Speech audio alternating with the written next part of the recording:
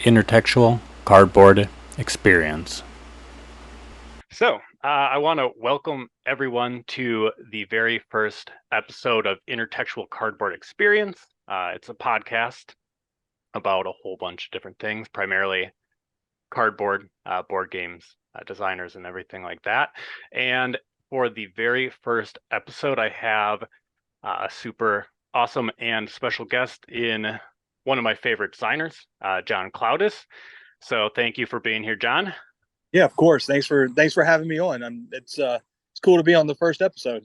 Yeah, very first. I mean, I probably pitched this to you like 2+ years ago, and Yeah, the ideas have changed, but I hope for the better. So, hey, uh, here, man. So let's do it. yeah. So I have like a broad first question, but I have a sub question and then more that kind of like link to it. I think the one thing that I just want listeners to kind of get to know about you is first off in your story, like your story and how you got into board games. Like when was that? Was it a childhood thing? Oh man. No. Well, I got into. Uh, I guess I was in seventh grade, seventh grade, I guess, and I saw there was like a Dragon magazine or something at the grocery store, and I was just kind of thumbing through it, and I saw the artwork for Thalid Devourer by Ron Spencer, which was a Magic the Gathering card from Fallen Empires, which is like a terrible Magic set and a terrible time to get into Magic as like a kid, but that I thought it looked kind of cool, and a friend and classmate, he knew how to play, and we started playing, and I played Magic from the time I was 13 up until not. I don't really play anymore, but I played for a long time and built some really good friends. Like my two longest friends are still my longest friends. I mean, we don't play Magic together anymore, but we still hang out. But yeah, Magic was like my gateway into like physical gaming. I had an NES when I was much younger than that.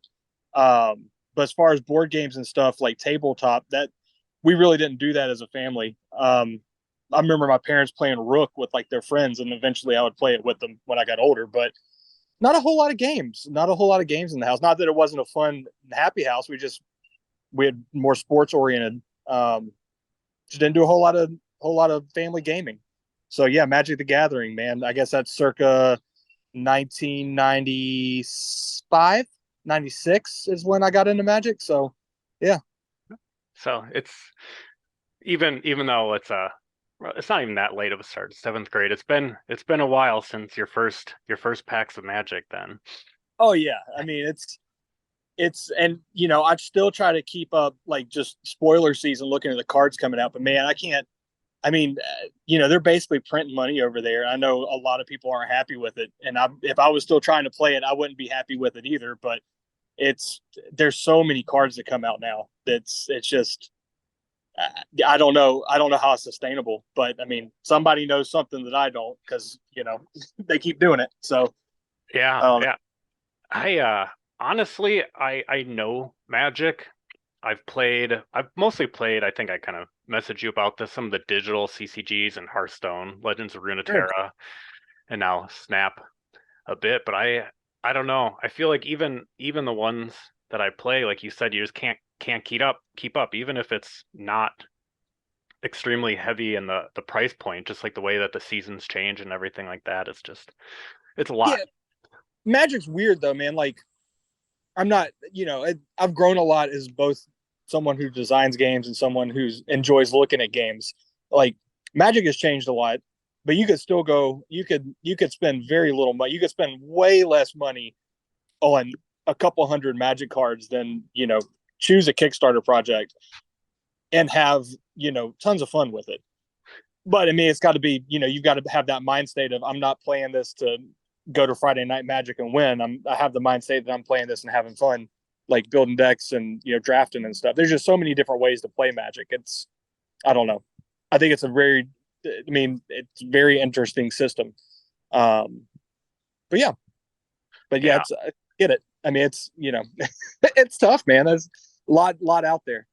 Yeah, I think at this point it's one of those things. It's just like it's so intimidating to even like pick where to start. Whether that's like you said, like the drafts, the cube drafts, the commander stuff, which is Sure. maybe even a little bit lower barrier to entry or cost entry. It's a Yeah, lot. it's tough. There's 25 years of Magic cards out there. That's a long time. That's a lot of cardboard.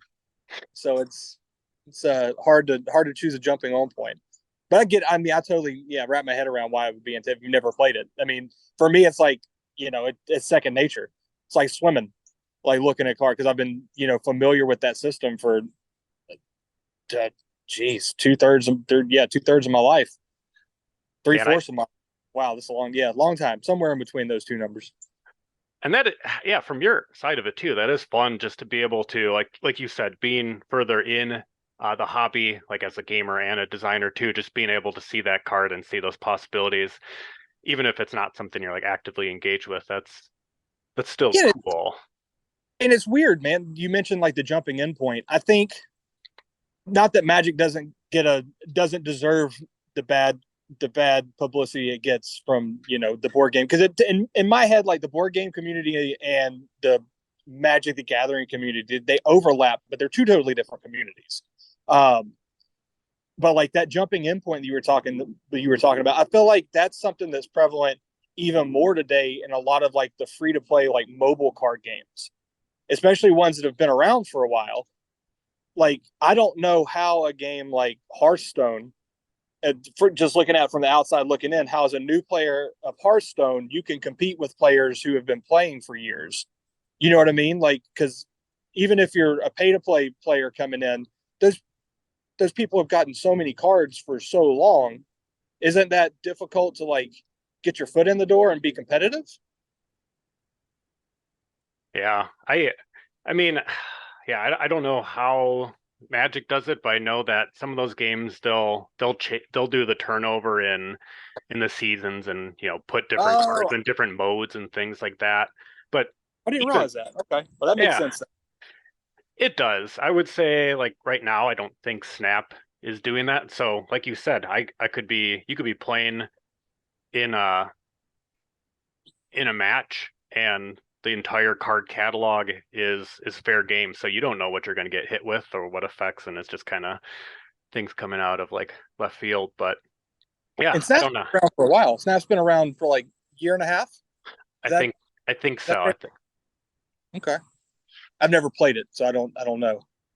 yeah, yeah. I literally I have the same exact kind of life cycle with all those games. Like I played Hearthstone for a while, and it would do those things where it would introduce new seasons, new cards, and kind of like ban the other ones that you worked really hard to get, Okay. and then like wash, rinse, repeat, and then eventually it's like I can't play enough to keep up because I'm not a pay Sure. to play player, so you just kind of have to grind to get the cards you want, and it's just I don't know, it's an exhausting thing, but it's still fun. So it's a weird space for sure. Yeah. So that was question. You said you had some like lead up questions from Oh, that one.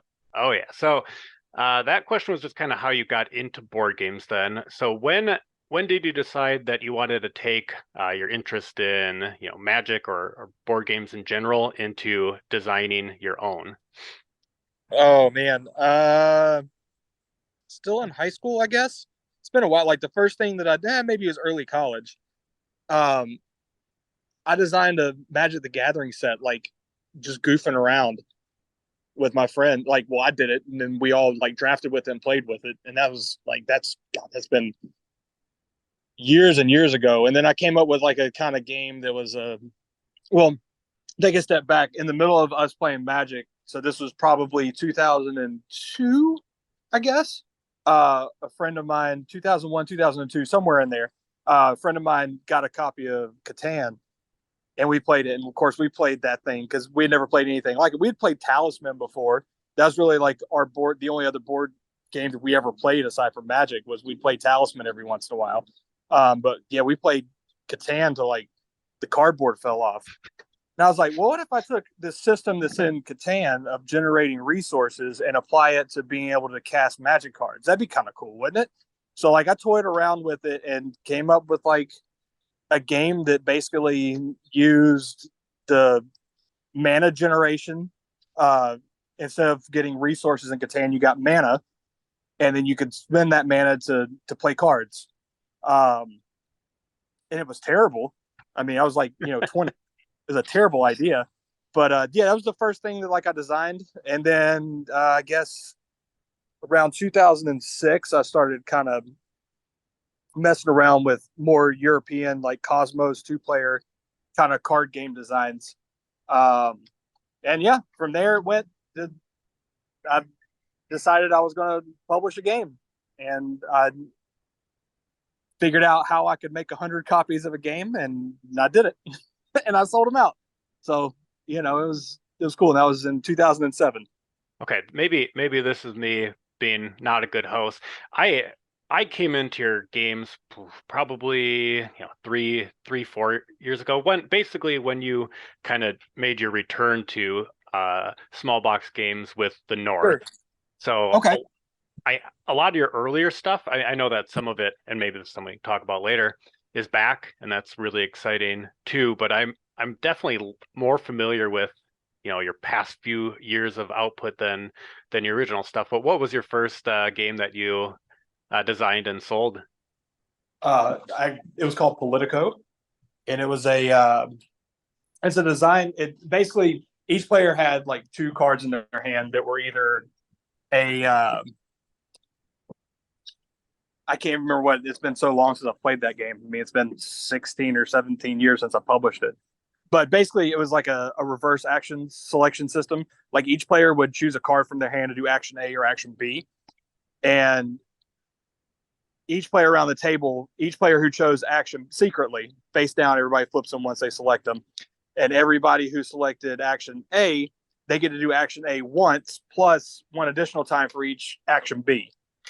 And each person who chose action B got to do the same thing. So it was about like getting followers in this Middle Ages era town. Very, very 2007 Euro game look and setting. But yeah, that was my first game, Politico. Very cool. Yeah, I'll definitely do some. Is that on BGG? Can I find that one? Should be, yeah. Perfect. Well, I'll definitely take a look. So let's kind of segue. I mentioned kind of coming into your games when you kind of made your return. I don't know if that's the right word in regards Absolutely. to your company, but how, I guess I know you talked about it a little bit, and I know that you publish your own games and then publish some with like Colossal, and now yourself. I Yeah. guess where do you feel like your current state of small box games is right now? My current state, like, is it good? Am Like, I happy? I mean, guess, what? did it return to what you wanted to be? And like, I guess Oh, just absolutely. okay. I felt like, so I had, like you said, I published a lot of games, designed and published a lot of games through small box, like prior to 2019. And I want to say there, I don't have the numbers in front of me, but it things took a big upward turn when I did Omen in 2011, and that was actually after the first edition of Omen. I did a second edition on Kickstarter, which that was like in Kickstarter's infancy, which was in the end of 2011, beginning of 2012. And from that point, games got a little bit bigger because I felt like they had to, because the market was getting bigger, if that made sense. Um, so things got a little bit bigger than I wanted them to be. But yeah, going back, taking a step back and going, and then, Colossal published some of my games, and then I got them back in 2019, started doing my own thing again. But yeah, everything was smaller. I wanted everything to be as small as possible. I think good design is doing the most with the least amount, personally. So that's kind of been my design philosophy for the past, especially the past 4 years. But I've always been small. I've always made small things by industry standards. But seeing how small I can get them is I don't know. it's a design space I really enjoy working in. So to answer your question, yeah, I'm happy. I'm very happy with how Small Box is right now. Yeah, very much so. Yeah, well, me too. Um, and yeah, I when you returned, speaking of Kickstarter infancy, my Kickstarter infancy was around the time when uh, you put the North up on Kickstarter, and I for the longest time thought it was the first game that I had actually backed, but I don't think that's true. I think I didn't back it because I hadn't backed anything and I didn't really know Kickstarter, but then I was following the game. I'm pretty sure you made it to the top of the Board Game Geek hotness when the North got released, if I'm not mistaken. Yeah, And I don't. Yeah, I wish I could say that's an awesome thing. I have no idea. I've been using Board Game Geek. I think I registered for it in like 2005. I can't tell you what any of those metrics actually mean. I mean, and it's their coding and their every. I mean, I'm sure people speculate on it and stuff, but like, I don't know. You get to the hotness by just clicking on a game's page, which is cool. But from a like popularity standpoint, I don't really know if it means anything. Unfortunately, I wish it did. That'd be awesome. yeah. But I don't know. Well, I do know that when that game was announced and some of the artwork, which we can talk about that in a little bit too, super awesome, and people started playing it, like people were excited, and then I was excited too, and I think I pre-ordered a couple copies, and where I'm sitting today, I don't want to make these numbers up, but I'm pretty sure I've bought at least 5 or 6 copies of the North or Provenance, or one or the other to like gift Okay. it or keep for myself. It's just one of those Oh, games that I want people to have yeah, because it's one of my favorites for sure. It's one of those things that I feel like if I had done well, that's not fair. Yeah, I feel like if I had done a slightly different setting with something a little bit more familiar, that game would be much more popular than it is. But ultimately, it's the game that I wanted to make, and I made it look the way I wanted it to make, and it it didn't get as popular as I would have liked, but well, I mean, for your sake, I wish that it did reach like a bigger audience, because when I first played that game, I probably played a handful of quote unquote hobby games once I okay, finally cracked open the North and was starting to read it. And I think entering uh, entering your games, kind of like trick taking to a degree. There's kind of a language with the way that you have your rules and the way you have your uh, I don't know, action cards. Is that the right word? yeah, any rule cards, action cards, whatever, prompt cards. I mean, you can call them anything. But Yeah, yeah, just the way that the players take their events. So I was kind of familiarizing myself, and then eventually, I'm putting out these facilities, I'm putting out these ancients, I'm stringing all these combos together, and it just created, one of the coolest, I don't want to overuse a term, but emergent story, an emergent narrative, just from, no flavor text, but, extremely rich art and fun actions and things that made sense. Like, the cards and what they did, yeah, whether they just like, well, okay, this is from Providence, so it's not the original one, but like Junk Torch, the effect of Junk Torch just makes so much sense in that game. And I was just, I was completely like in love, and I'm pretty sure I've joined every single one of your pre-order subscription systems, like whatever since, and I can't get enough. cool. Yeah, it's funny you mentioned that, like the card doing what it says it does. A lot of that, I attribute that aspect of like how I design games, especially. I mean, almost everything I do is cards. But so much of that stems back from playing Magic and like knowing the ins and outs of Magic so much that like a card, and it's not really that way anymore because they've branched out so much on what cards do in the settings. But like, I don't know, a fireball did what a fireball did, and it just made sense. Like from a gameplay that if I'm connecting the two things, like a magic card with its name and its ability did what you would expect it to do in the game. Does that make sense? Yeah, that makes complete sense. I like I said, I'm not super versed in Magic, but yeah, I I think good game design in general, especially if it is a card based system, like you said, like you know, like a lot, You like you can present an end product that is very immersive without a bunch of text.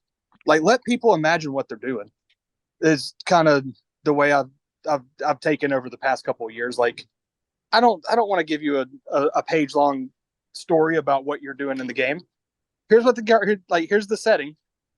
Here's what the cards do. What do you think they're doing? And I don't know. For me, that's really enjoyable storytelling, like from what I enjoy. So I try to present, I try to make games that I would enjoy playing. So I don't know. I know that not everybody wants that. A lot of people want to know exactly what's going on all the time. So sorry for keep cutting you off. I think there's a little bit of a delay with oh talks. no, completely good. I mean, there's like you said, I think there's a like a time and place for both, but if especially with what you're doing in your designs and like you mentioned, just trying to like trim them down and make them tighter, as tight as possible, and constantly going with that, having having the art do some work, having just the interactions of the game system do that work in 50 cards, 70 cards. That's kind of what you're at. That makes a ton of sense. Yeah, at least I try. I know it doesn't always hit with everybody, but I try. Hey, well, it hits with me, and I think the funniest thing, just like looking at all your games, and well, whether I turn around and look in my mess of pile of games and or your site or um, just on like Board Game Geek is, yeah, I've played at this point a lot of your games a lot.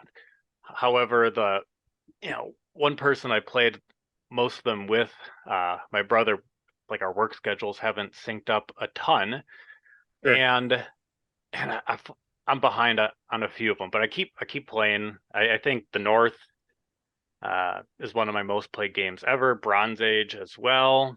Uh, my wife and I play a lot of Cacti. I don't have the one with the new art and design from your wife. Hmm. I like the look of that one though.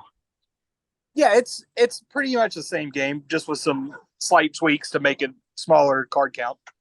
And Okay. she grew as an artist a lot as well, so you can tell the difference between like what she originally did and what she did 2 years later. So it's kind of cool.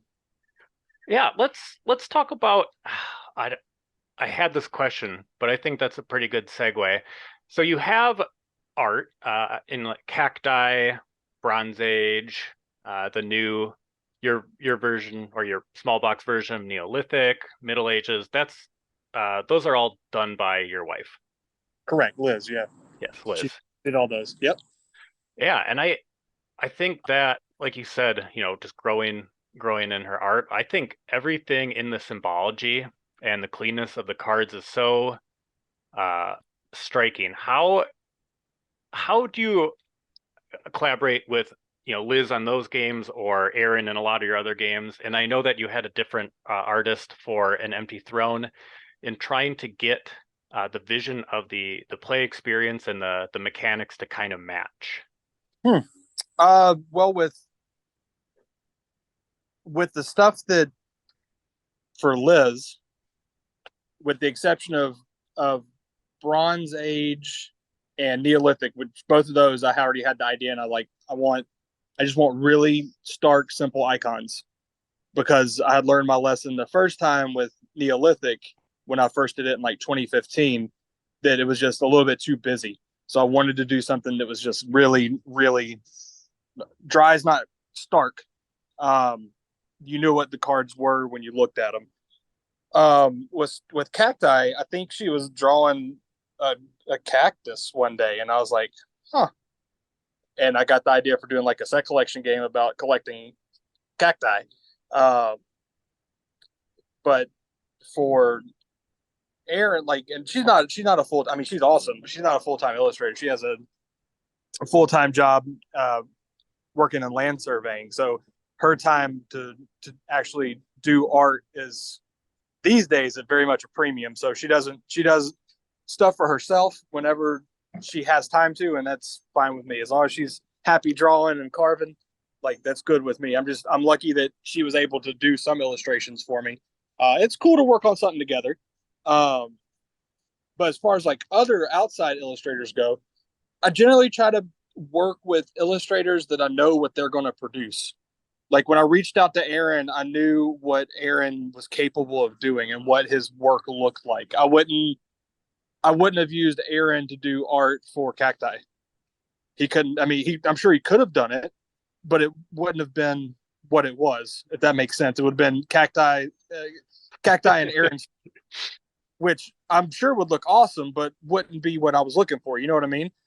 Mm-hmm. So generally, I'll look for, when I'm working on a setting for a game, and I think you'll appreciate this, but I'll have all the card names and stuff for what things do and all the abilities. So I'll sit down and I'll start sketching out, like, what do these things look like? What do I want them to do? And I'll send over, sketches and a description to Aaron of, like, or any artist I work with. Aaron's the best at taking it and running with it. Sorry about the noise. And then he'll come back and show me what he's doing, and I'm like, cool. And then we'll go with all of them. But sometimes, like, I'll get back. Let's say I wanted when I did the Forge Queen in the north, that card did something totally different when I sent him the art description for that from what I got back, because what it did, I can't remember what it did originally, but it did something different. And once I saw the art, I was like, okay, so this card needs to do something different than what it originally did, because this card doesn't look like it would do that.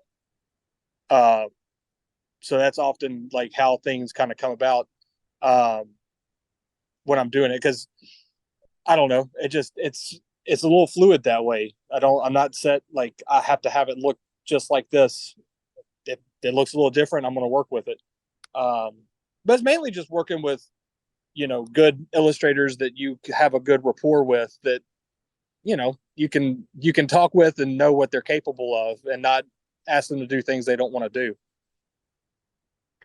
Yeah, that makes a ton of sense. And I'm on, like I said, I mean, I have all your games in piles around me, but I'm just looking at your games page on your website and just thinking about all the games that I've played and the experiences and how everything just matches up. I don't know, it's really fun. I mean, that's a very generic word to describe it, but the memories that I'm having and everything works. So I really appreciate that process, that you get something back and then you tweak it a little bit.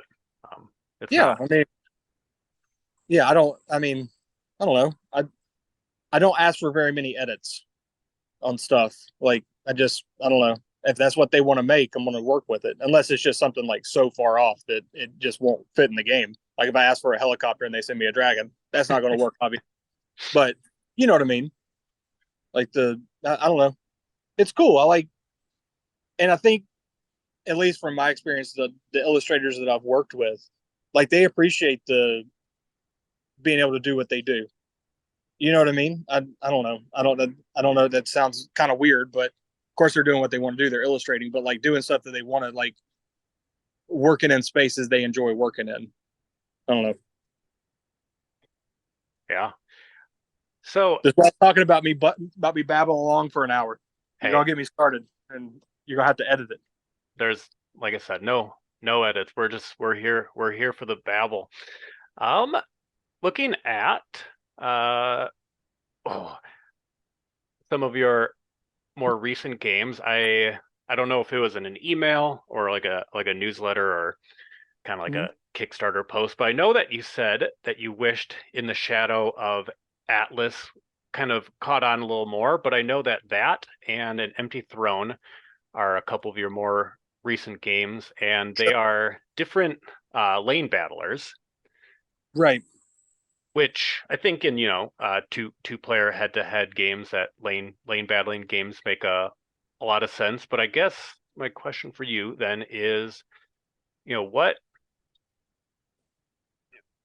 and having everything tight and like your general game philosophy in general, but like what's inspired your more recent like lane battlers? What are you trying to do with them, and what do you hope people see in them?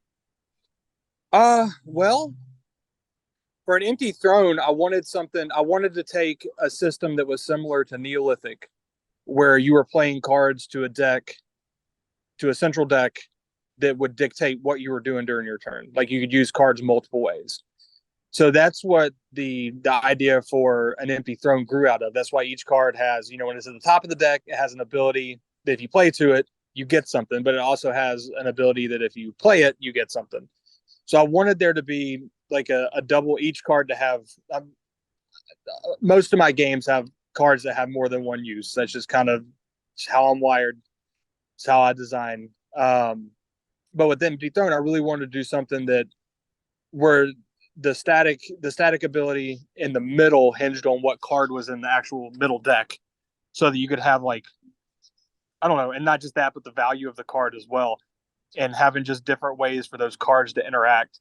And an Empty Throne actually started out as a game I was trying to design just using the standard uh, a standard playing deck of playing cards, and it quickly grew way out of anything that I could include a cheat sheet with how to with what cards would do.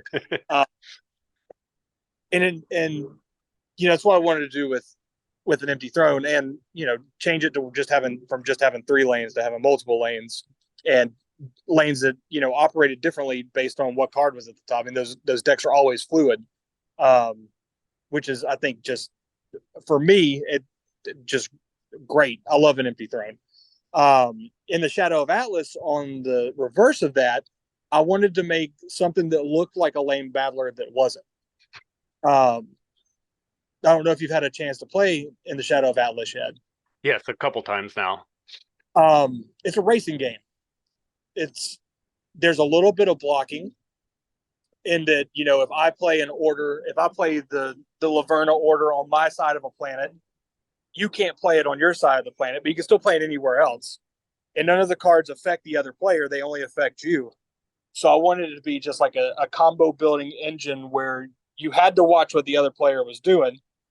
How are they doing as far as what cards they're playing? Are they becoming arbiter at planets? How many orbital outposts do they have? How do I need to win? How can I beat them quicker than they can win? But they still cared about like what was on the other side of the planet. It's like got this cool, and I don't know if it shows through thematically, but the whole idea is that when you become arbiter at a planet in the Shadow of Atlas, you become the arbiter. You get a little bit of bonus, but you can't play cards there anymore. So it's up to the other player to start a revolution or a revolt or whatever to turn the planet back to their side. So they can still play cards there and try to win it back from you, but you're kind of like you're sitting good. You got your bonus from doing that and potentially points, but you're not guaranteed to keep it until the end of the game. No, I think they handled that. I think you can definitely tell that I designed both of them if you've played both of them, but I don't think they're really anything alike aside from the fact that they're 54 cards and there's lanes that you're playing stuff to. I don't know. Yeah, I just, I don't know.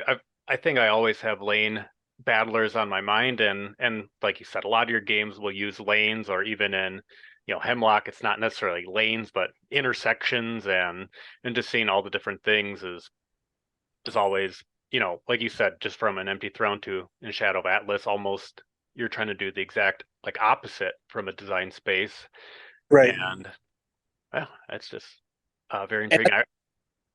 I think the Compass Archive games are like the only games that I don't that have had any modicum of success where you're not competing over something in the middle, be it a row, be it a grid, be it spaces like in Dirge. And those are the only games that I've done that I can think of that you're not that have been somewhat somewhat favorably received that didn't have some kind of middle thing that you were playing cards to. Mm-hmm. Trying to think offhand. I mean, no. I mean, even Lucre started out as not a trick taking game. I mean, I didn't have any desire to make a trick taking game. I was making a game where players were playing cards to fight over cards in the middle, and I was like, oh well, this is a trick taker. It turns out. So You had to get in on the trick taking revolution, right? I've not played. I've played Rook. That's the only like true trick taking game I've ever actually played. So That's funny. I don't know. I just want to talk about In the Shadow Atlas. I think one thing that's really interesting about that game too is I don't know if economy is the right word, but when your order cards become orbital outposts, that Yeah. like just how that changes the combos that you can pull off, or whether or not you'll be able to come across the cards more frequently. I just think that's a really intriguing part about that game. I played that game a couple times in succession, and it didn't leave my brain for a few days. So Yeah, it's fun. I mean, I like it a good bit. I mean, like I said, I wish it had gotten a little bit more traction, but that was the first game I did of the year. I didn't do a Kickstarter project for it. It's just been available through print and play. I've sent it to reviewers, but nobody's talked about it. I don't know. I don't really know what it is. I thought I don't know. It's a good look. I think it's one of my better looking games. I think it's real sharp looking, great illustrations, and real clean graphic design. But to each their own. yeah, well, who knows? Maybe one of the reviewers will pick it up and say some things, and a few more people will get it. Because I like I said, I played it those couple times like right back to back, and will willingly get it back to the table whenever. So decent transition here in that. So we kind of talked about like some of your designs, small box games, and on your Kickstarters, on your communication in general. I think you're very transparent in what your company is, the games you try to make, who they might be for, Sure. and everything like that. And I think unapologetic probably has like a bad connotation, but it's honest and it's super fair. And you're making like some mild changes. I know that you've been doing a lot of revising, so I know the version of the North that I still play isn't the printed or most recent rules version of the North. Sure. And I know that for your upcoming game, and I'd love to hear about this one too, because I honestly, like I said, I saw Exofauna Duo on Kickstarter. I clicked back. I didn't read anything. I'm waiting to get it in my hands, which should be really soon, and start Yeah. playing with it.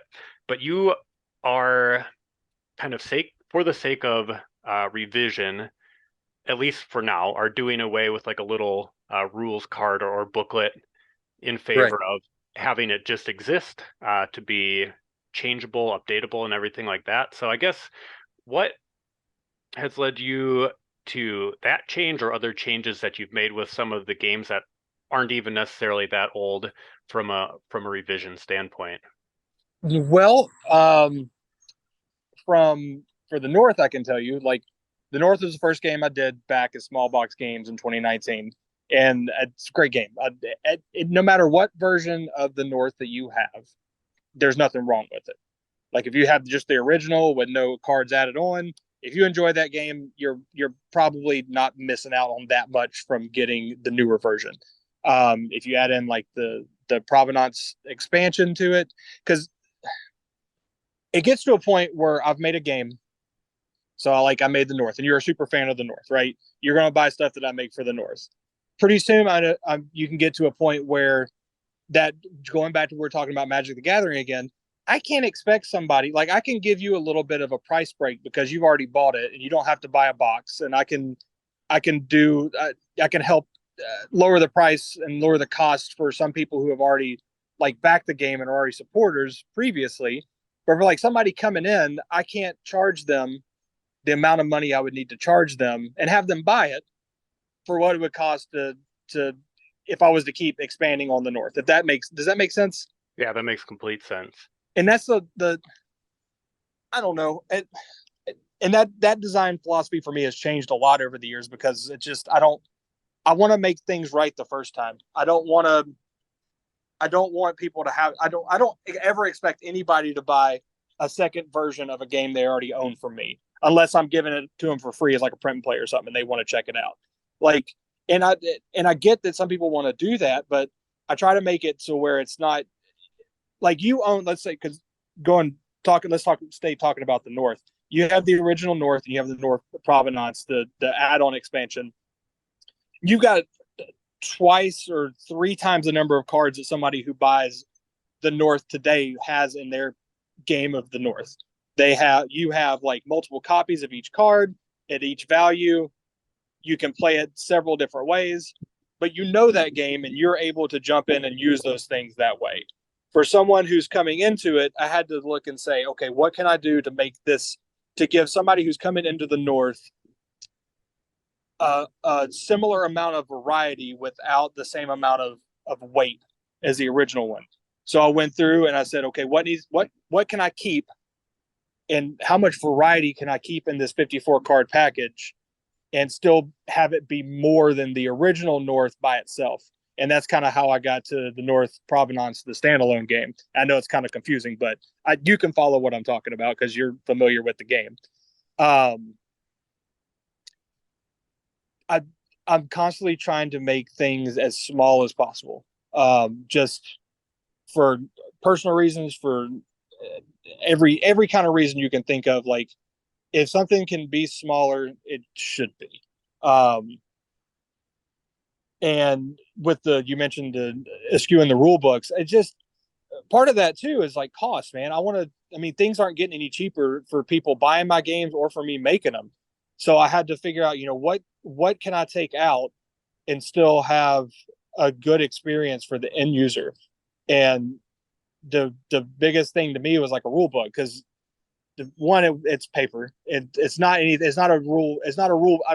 I very rarely present a rule book like a stapled multi-page rule book. It's normally just a sheet of paper. It's printed professionally at a offset printer here in Atlanta, but it's something you can basically print out on your home printer.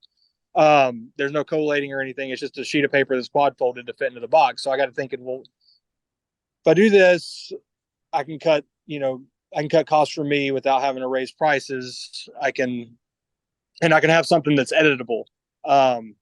That if something does change that sheet of paper, because I mean, that's one of the drawbacks of it just being me. I have plenty of people besides me that lay eyes on stuff before it ever goes to print, but it happens, man. There can be errors, and it feels bad to find out that there's a small typo in a rule set that went out with the game that just went out. It's not worth reprinting the rules for it because it's missing, it's missing a comma, but still, if it's something I could edit online and make it right when somebody sees it and tells me, that's something different. Again, I'm rambling. Does that answer your question? Yeah. Well enough?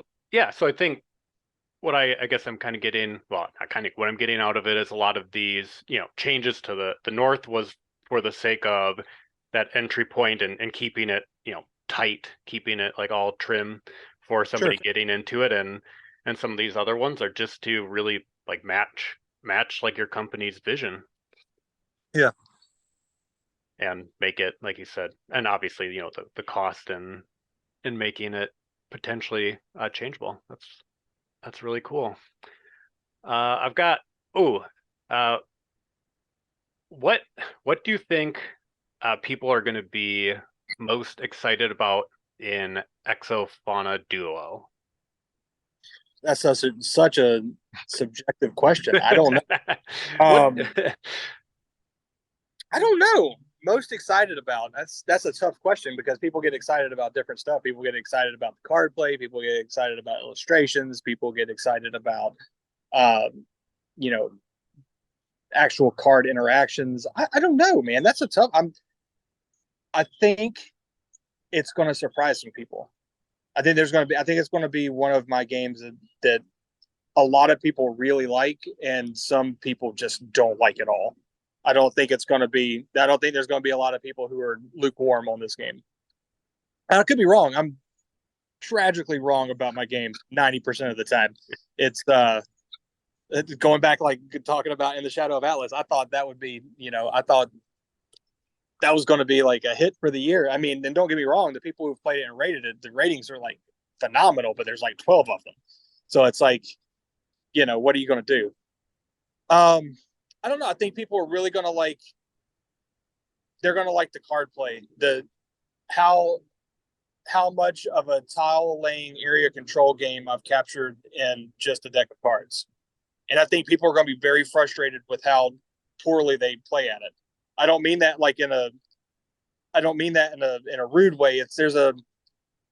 There's traps built into the game where you can play the game poorly and have a terrible time. If you're not because for instance, there's the Predator cards or Predatory. Like when you play one of them, you have to bounce something back to your hand if there's something next to it. It doesn't care if it's one of your cards or one of the other players' cards. It's got to eat. So and you have to discard a card when you do it. So if I play my Predator with nothing next to it and I don't bounce anything back to my hand, I still got to discard a card. There's lots of little tricks built into it like that, but they're also built around being able to make the most out of your two actions in a turn. There's a way you can turn that seeming drawback into a plus, but it's just, you've got to play it a couple times. But I think most people will have to play it a couple times to see it shine. And I try to make my game short enough to where you can play them a couple of times if you think you like it, to find out if you really like it or not.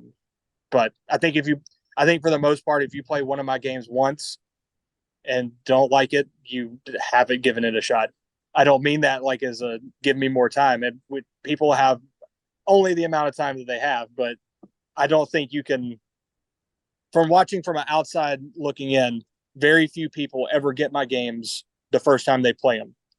You can start to see the gears like clicking 2/3 of the way through the first game, and then the second game they normally get it.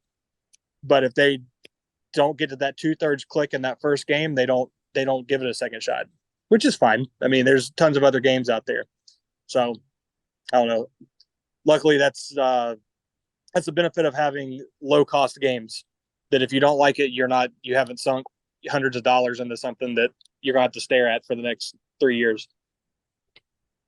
Yeah. Well, I mean, I'm all for hoping that people, if they kind of get to that 3/4 point and aren't feeling it, that they do give another shot, because yeah, kind of what I mentioned before, with my experience in your games, it was always, like I said, to me, it's kind of the action system and the comboing and just the efficiency of what you're trying to do was all a language of sorts to crack into. But once I did, I think learning all your other games just became like that much easier too.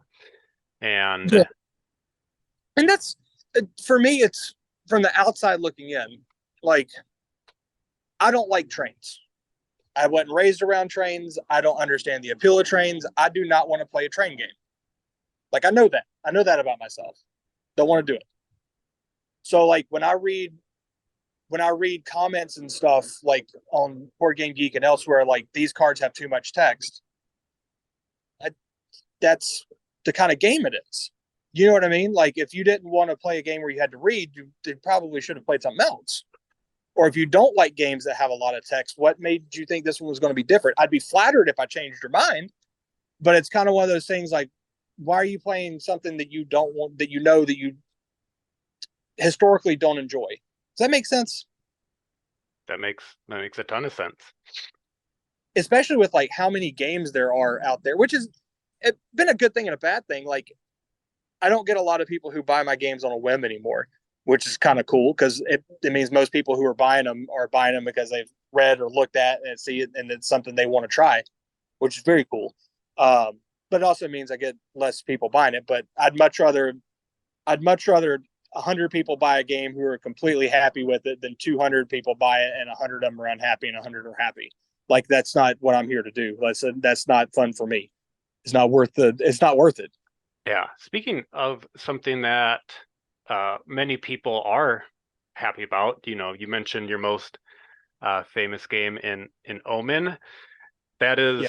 if you click on your website, it's returned, and you are going to be doing some more with it for small box games soon. Is there anything about that you can comment on right now? I can't. I Okay. could, but I don't. Fair. It's gonna be. It's something that I have. When I first set out to do it, Mhm. before I pulled the trigger on doing anything like concrete. I reached out to a handful of people who aren't. I'm not related to or anything. Just people I know, people who I know like the game, people who have been fans or critics of the game for a long time. And I said, "This is what I'm planning on doing. What do you think?"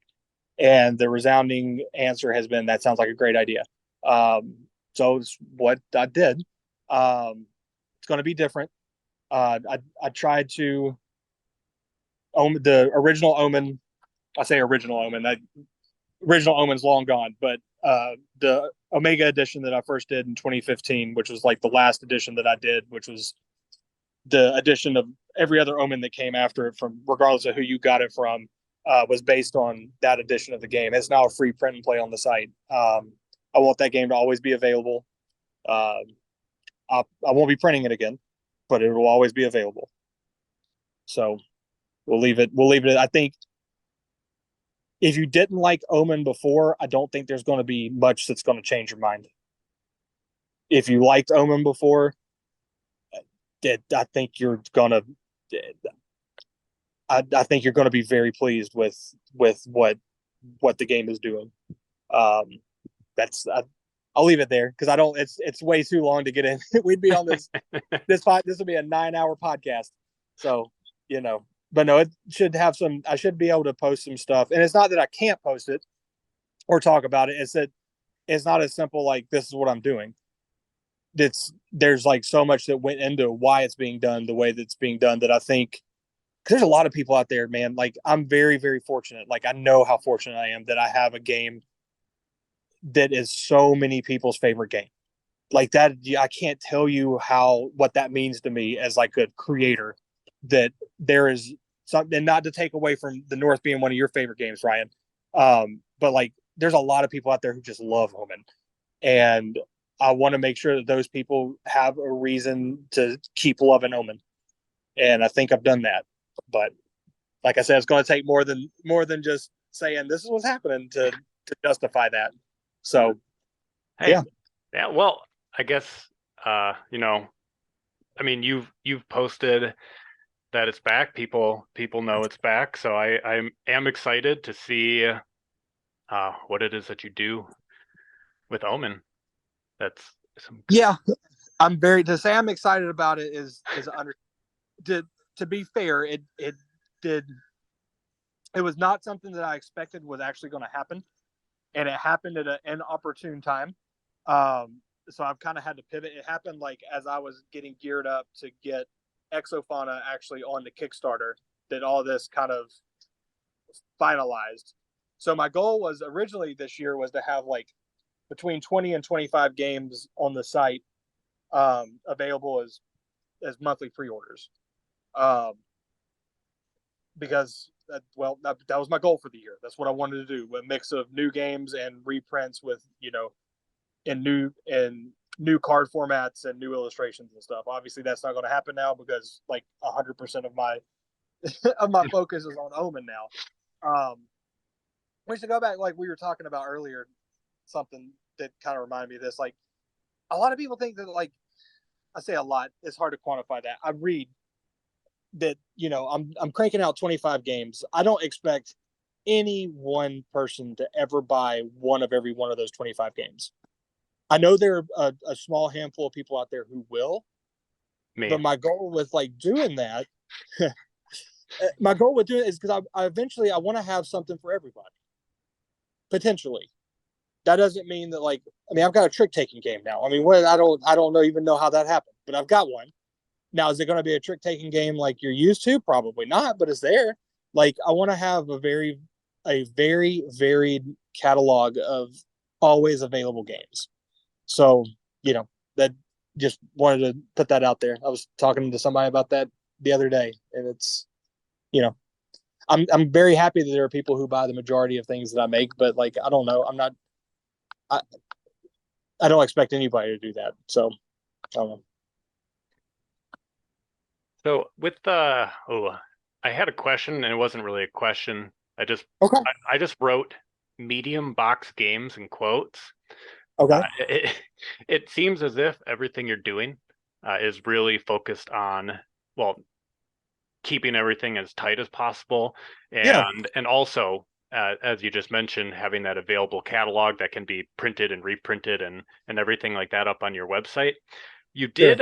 did Sandstone as a kind of limited project Yeah. of yours that was, let's say, a little bit, well, it's still a small game, but a little more Sure. medium than most of them. It doesn't seem like you're going to be doing any of that anytime soon, but I guess if you were, is there anything that you would like to like incorporate into something that would make small box games medium box games, or is your brain not even there? It's not. I did the small batch thing as a test during like early on in the pandemic because I wanted to try. I wanted to do something. I wanted to do something that was completely. I mean, I'm involved with every step of the process aside from actually doing illustrations or printing the cards myself. But I wanted to do something where like I did everything from the ground up, made the pieces, printed the bags, did everything like as much as I could possibly do by myself. Um, and it was a fun game. Some people liked it, some people didn't, but it was so much work, and it was something that if more people had been like people were excited about it initially, but there wasn't a follow through excitement on that, and I don't know, which is fine. But as far as doing they're just it's very difficult to do any kind of quality game piece domestically or even internationally at the scale that most of my games are manufactured at. I can't do it. And if I did do it, the cost of that would be so prohibitive to anybody who wanted to buy it that I couldn't charge it. I couldn't. There would be like 3 super fans who bought it, and we would all be sad. So it's instead of trying to do it, I just don't do it. I don't know. That's kind of that's yeah. There's stuff I would love to try to do medium, but I just know I can't do it I can't feasibly do it. And honestly, like I really enjoyed doing the smaller stuff. It just feels right. So Yeah, like I said, that the thought was just kind of swirling. It wasn't even like written. I just wrote quote medium box games end quote. But I yeah, kind of what I yeah, expected. I know that you did the resin pieces for that. You like made them all, and yeah, I'm glad that I have one of them. I can pick up those pieces and know that you made them. yeah. A lot of yeah. It was a cool learning experience, like learning how to like make molds and cast resin and how to. It was a neat. I'm glad I did it. I now know if I ever wanted to do it again, I know how to do it, which is cool. But I don't think I can't foresee myself doing it again anytime soon. So, you know, That's super fair. Well, I guess we'll start wrapping things up. There are a lot of things that fans of you are going to be looking forward to. Obviously, I got, like I said, I got the notification for Exofauna that's going to be shipping to me soon. More news on Omen is going to be good news for a lot of people. I guess just as a general question, you can kind of pick one. Uh, with anything notable that you've kind of consumed from a media standpoint or a game standpoint, something that you've been playing, watching, listening to, reading, okay. that's been on your mind. You pick one. I'll go with reading/listening Okay. because I don't read a lot of books, but I listen to a whole lot of books on tape. And then, So- oh, sorry. No, go ahead. No, I was just going to ask you what it was. I thought we had a little vocal mix up. That's Oh, it's fine. I finally finished reading the Inkall, however you want to pronounce it, which was just very phenomenal. Like, which is a very large graphic novel from a French illustrator from like the 70s or 80s. I don't know if you're familiar with it or not. And it's being turned into a film movie, probably more of like an action movie kind of thing. Pretty soon, it's been optioned. I don't know how far along it is, but it's just cool. Like the imagery in that is just the writing's kind of subpar because it's not sub. That's not fair.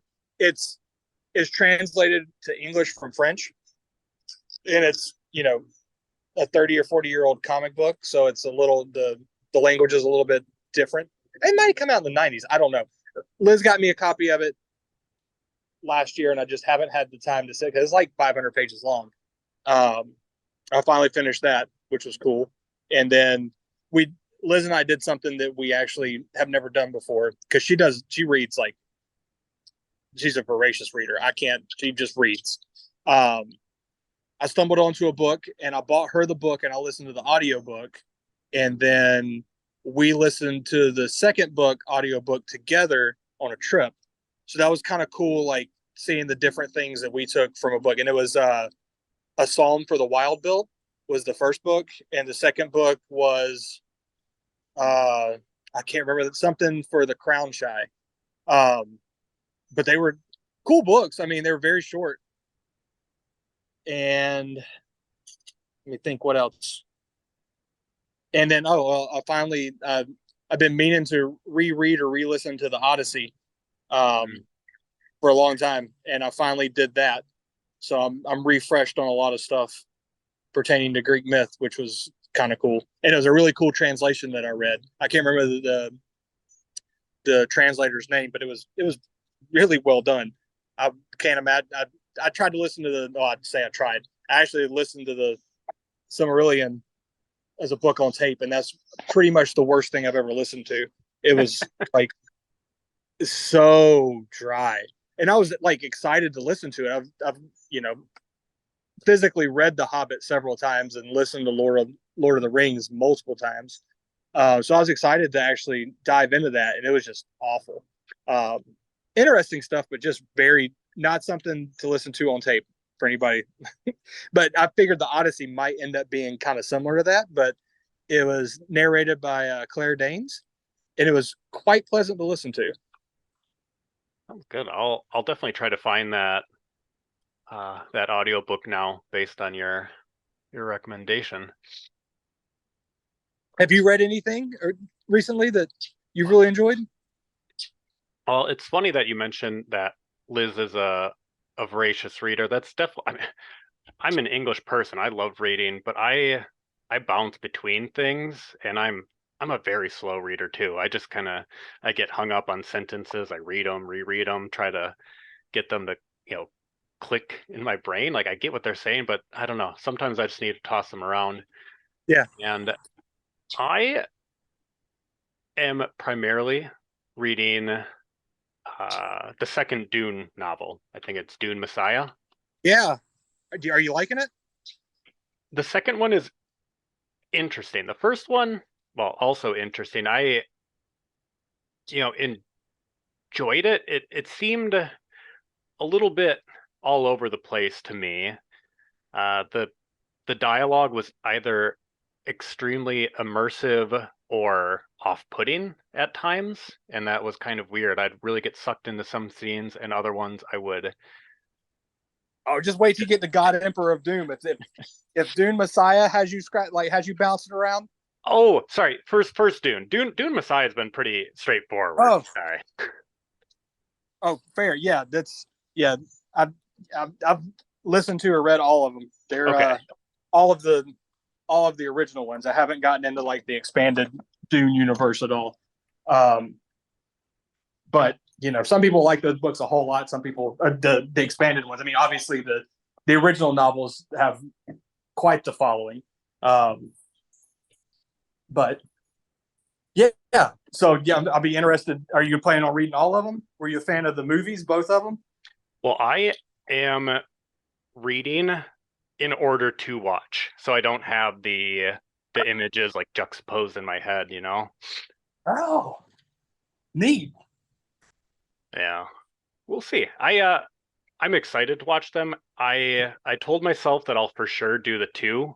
I'm not much of a genre fiction reader typically, so I'll probably try to read like give it my fourth shot at starting Gravity's Rainbow after this and fail. So that's kind of where I'm at.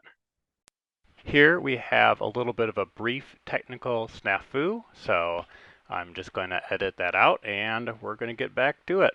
Hey, can you hear me now? Yeah, I got you now. Sorry, man. My phone, I had it in my pocket and I came inside and I guess it muted and animals were going crazy. Oh, that's all good. I think it's probably that time in the evening to go hang out with the animals and just enjoy the rest of your night. But Yeah, man. I really appreciate you chatting games, giving me a couple things to look forward to trying to read and listen to as well. And I hope everybody else in general, whether they listen to this or not, are as excited for what's coming out with your game soon, because there's definitely a lot. And like you said, there's so many Omen fans out there, and I'm glad that they're going to be getting like everything that they want now that it's back with you. I hope. I mean, like I said, I wanted to make sure it was anybody who wanted the original Omen is free. They can go to the smallboxgames.com right now and download a copy for themselves. But there's new, better. I'm not gonna say better. That's not fair. There's new and exciting Omen on the way. All right. Well, like I said, you design your games faster than I can play them, but I've got most of them down. I love them, enjoy them, and extremely glad that we could do this talk and that you could be my first guest. Yeah, man. I thank you so much. I'm flattered that you asked me to be on here, and I appreciate you taking the time to chat with me. And hopefully, I didn't bore your future guests, your future listeners too much. And I appreciate you letting me talk for a while. All right. No, I really appreciate it. We'll talk soon, and thanks so much. Thank you so much for listening to Intertextual Cardboard Experience. Feel free to reach out via email, which is vodthepod@gmail.com, or check out my Instagram with the same name. There's not much on there right now, but I'm looking forward to working on the Instagram and other forms of social media and a website a little bit more in the future. Until then, keep playing, watching, reading, listening, experiencing. Thank you.